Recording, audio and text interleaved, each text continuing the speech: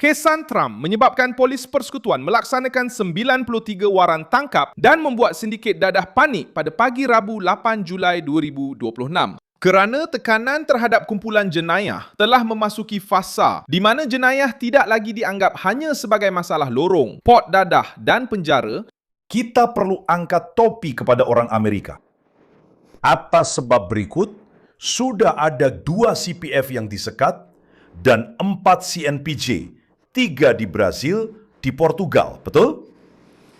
Apabila kita bercakap tentang pergerakan pertama dari Amerika Syarikat ini, menyekat 2 CPF dan 4 CNPJ, mereka mula bekerja berdasarkan kerangka, iaitu apa yang kita harapkan, apa yang kita inginkan. Lihat dan menyasarkan CNPJ sesebuah syarikat yang digunakan untuk mencuci wang, yang digunakan untuk membuat wang itu berputar. Menjadikan segala yang dihasilkan daripada aktiviti pengedaran dadah, daripada semua yang kita tahu mereka mampu lakukan, itulah yang kita mahukan.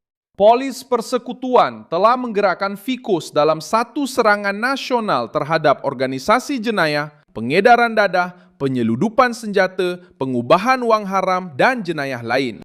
Kemas kini rasmi mencatatkan tindakan serentak di 16 negeri dengan 19 pasukan gabungan, 93 waran tangkap. Selepas kerajaan Trump mengklasifikasikan PCC dan Komando Vermelho sebagai organisasi pengganas dan selepas perbendaharaan Amerika mengenakan sekatan ke atas rakyat Brazil dan syarikat yang dikenal pasti sebagai sebahagian daripada rangkaian yang berkaitan dengan PCC, sebaran operasi terhadap kumpulan itu di Brazil muncul sebagai tekanan konkret ke atas mereka yang membasuh wang, menggerakkan syarikat, menggunakan pembayaran digital, aset kripto, syarikat samaran dan sambungan di luar Brazil untuk menyokong jenayah. Polis persekutuan memutuskan untuk bertindak sama ada kerana keyakinan atau tekanan. Kerana sasaran masih kelihatan kecil berbanding dengan wang yang besar, bagaimana sistem akan menjelaskan perkara ini? Bahawa Amerika Syarikat membekukan aset, manakala kehakiman Brazil membebaskan mereka yang disiasat. Saya akan ceritakan semuanya kepada anda sebentar lagi. Jika anda suka kandungan yang terus terang dan tanpa meleret seperti ini, pertimbangkan untuk melanggan kerana di sini ada video seperti ini setiap hari.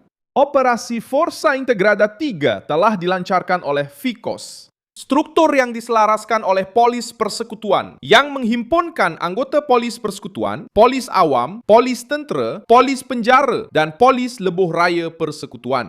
Jabatan Keselamatan, Pengawal Majlis Perbandaran dan Sekretariat Kebangsaan Dasar Penjara. Tindakan ini berlaku serentak di bandar-bandar seperti Campinas, Santos, Ilhéus, Natal, Mossoró, Teresina, João Pessoa, Belém dan kawasan lain yang terlibat dalam siasatan berbeza. Semuanya berkaitan dengan masalah yang sama. Kumpulan jenayah yang berkembang, membuat wang beredar, membeli senjata, menguasai kawasan dan cuba menukar ketakutan menjadi kuasa. Sasaran utama operasi Estruturas Coordenadas mengumpulkan individu yang disiasat atas kesalahan organisasi jenayah, pengedaran dadah, penyeludupan senjata, pengubahan wang haram, pembunuhan, rompakan kargo, penerimaan barang curi dan jenayah lain. Di Minas Gerais, sebagai contoh, salah satu siasatan melibatkan pengedaran dadah, pembunuhan, dan pemilikan senjata secara sah. Di Pará, tindakan ini menyasarkan organisasi jenayah. Di Paraíba, tindakan ini juga menyasarkan organisasi jenayah. Di Paraíba, siasatan melibatkan kumpulan jenayah, pengedaran dadah, dan pengubahan wang haram di Rio Grande do Norte. Langkah-langkah tersebut termasuk pembekuan dan penyitaan aset dalam siasatan yang berkaitan dengan pengedaran dadah dan pengubahan wang haram. Di São Paulo, tindakan diambil terhadap rompakan kargo, lori dan penerimaan barang curi. Disinilah kesan Trump mula dirasai. Tekanan dari Amerika Syarikat telah mengubah fokus isu ini. Sebelum ini, perdebatan hanya tertumpu pada perkataan faksi, seolah-olah masalah ini hanya berkaitan dengan keselamatan tempatan sahaja. Sekarang, PCC dan Komando Vermelho telah masuk dalam radar Amerika sebagai organisasi pengganas.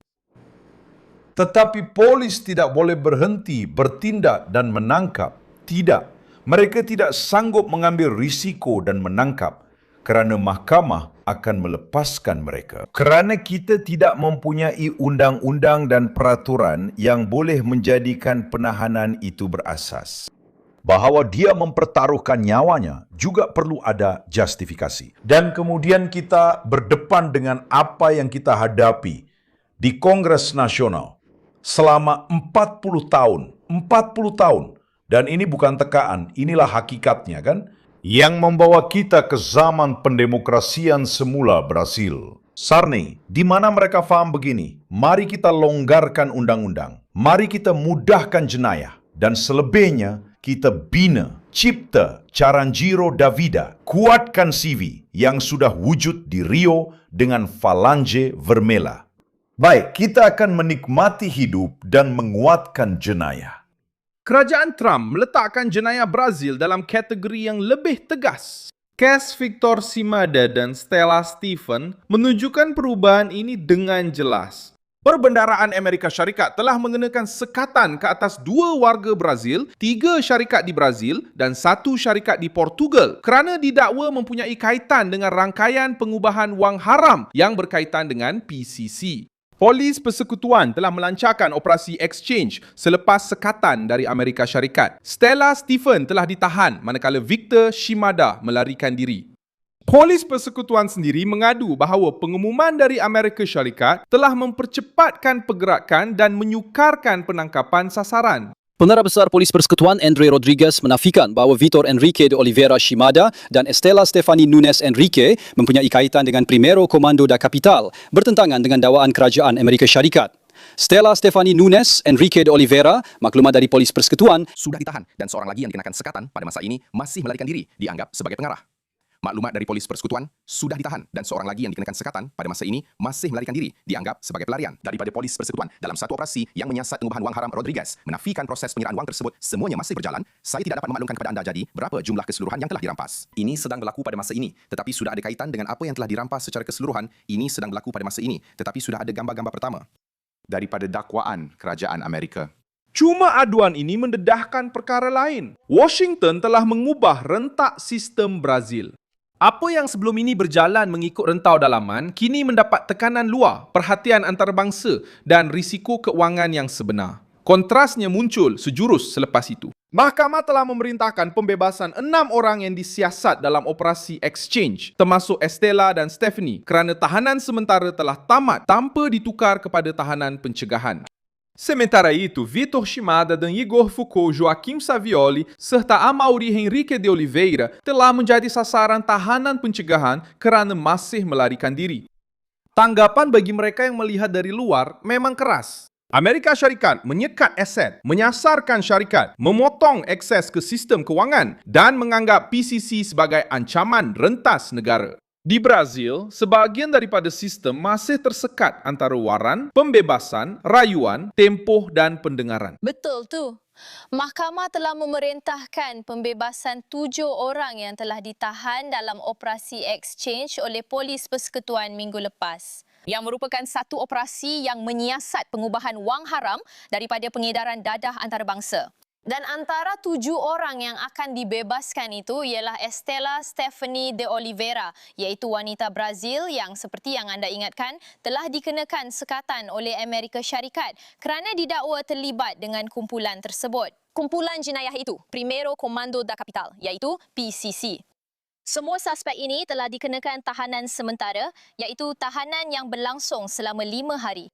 Dan pada akhir tempoh itu, polis meminta kepada pihak kehakiman supaya tahanan ini ditukar kepada tahanan pencegahan, iaitu tahanan yang tidak mempunyai tempoh tamat. Namun, bagi 7 orang ini, pihak kehakiman menolak permintaan tersebut kerana mereka hanya ditahan untuk memudahkan pelaksanaan waran deledah dan rampasan. Supaya polis dapat menyiasat peranti mudah alih dan dokumen di situ tanpa ada pemusnahan bukti. Dan kerana perkara itu boleh dilakukan serta tiada bukti baru yang mengaitkan 7 orang ini dengan skim tersebut, pihak kehakiman telah memerintahkan pembebasan 7 orang ini. Sekarang bagi 6 suspek lain, kerana terdapat 13 waran tangkap semuanya, pihak kehakiman telah menerima permohonan untuk tahanan pencegahan. Malah 3 daripada mereka masih belum ditemui oleh pihak polis. Mereka masih melarikan diri, tetapi permohonan penahanan reman terhadap mereka telah dikeluarkan. Inilah perkara yang paling menjengkelkan rakyat biasa. Tidak guna mempromosikan operasi besar sebagai penyelesaian muktamad apabila jenayah beroperasi dengan ekonomi gelap. Pada hari yang sama, satu lagi perkembangan telah meningkatkan suhu politik. Polis Persekutuan telah melakukan geledah dan rampasan di rumah Jair Bolsonaro di Brasilia berdasarkan arahan yang berkaitan dengan pencarian senjata, peluru, aksesori, dan dokumen. Peguambela, bekas presiden itu menyatakan bahawa tiada apa-apa yang ditemui dan pihak berkuasa telah pun dimaklumkan mengenai lokasi senjata-senjata tersebut. Flavio Bolsonaro memberi reaksi dengan mengatakan bahawa tindakan itu memalukan. Mereka menggeledah semuanya dan operasi itu kelihatan seperti satu helah untuk mengalihkan perhatian pada masa dia berada di Amerika Syarikat dalam urusan berkaitan Brazil. Presiden Bolsonaro baru sahaja menjalani satu lagi operasi geledah dan rampasan pagi ini. Ya, saya ulangi. Presiden Bolsonaro baru sahaja menjalani satu lagi operasi geledah dan rampasan pagi ini. Pada pandangan saya, ini adalah satu percubaan jelas untuk mewujudkan tabir asap pada saat saya berada di sini. Bekerja untuk Brazil, cuba untuk memecah tumpuan berita dengan perkara-perkara negatif kan. Ukapan Flavio menghubungkan dua berita yang berlaku serentak. Di satu pihak, Polis Persekutuan kelihatan melaksanakan waran terhadap jenayah terancang. Di pihak satu lagi, Polis Persekutuan yang sama masuk ke rumah Bolsonaro dalam satu tindakan yang menurut pihak pembelaan berakhir tanpa rampasan yang relevan. Polis Persekutuan sedang menjalankan operasi di rumah bekas Presiden Republik pada masa ini. Operasi Polis Persekutuan di rumah Jair Bolsonaro. Dan sebabnya adalah untuk mencari senjata.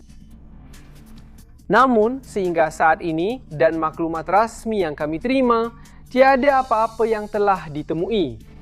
Operasi ini dijalankan pada pagi ini, 8 Julai 2026, hari Rabu. Polis telah pergi ke rumah bekas Presiden Republik yang terletak di dalam kawasan perumahan di Brasilia. Mereka pergi untuk membuat pemeriksaan, mencari senjata lain yang mungkin ada.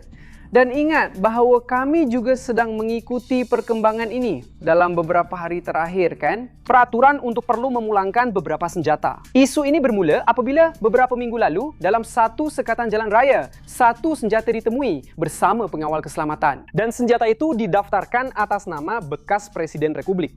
Dari situlah semuanya mula berkembang berkaitan isu persenjataan ini. Apabila tekanan Amerika terhadap jenayah semakin meningkat dan apabila Flavio cuba mengambil kesempatan atas agenda ini di Washington, satu operasi terhadap Bolsonaro pula muncul untuk memecahkan tumpuan tajuk utama dan menolak isu negatif ke tengah-tengah perdebatan.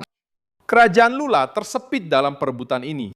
Itamaraty Cuba mengatakan bahawa pengelasan PCC dan Komando Vermelho sebagai organisasi pengganas boleh membuka risiko tindakan ketenteraan oleh Amerika Syarikat di wilayah Brazil. Jawapan dari Amerika datang dengan nada dingin. Jabatan Negara menyifatkan andaian itu sebagai tidak masuk akal dan menyatakan bahawa langkah-langkah tersebut bertujuan untuk memerangi pengganas dadah yang turut beroperasi di dalam Amerika Syarikat.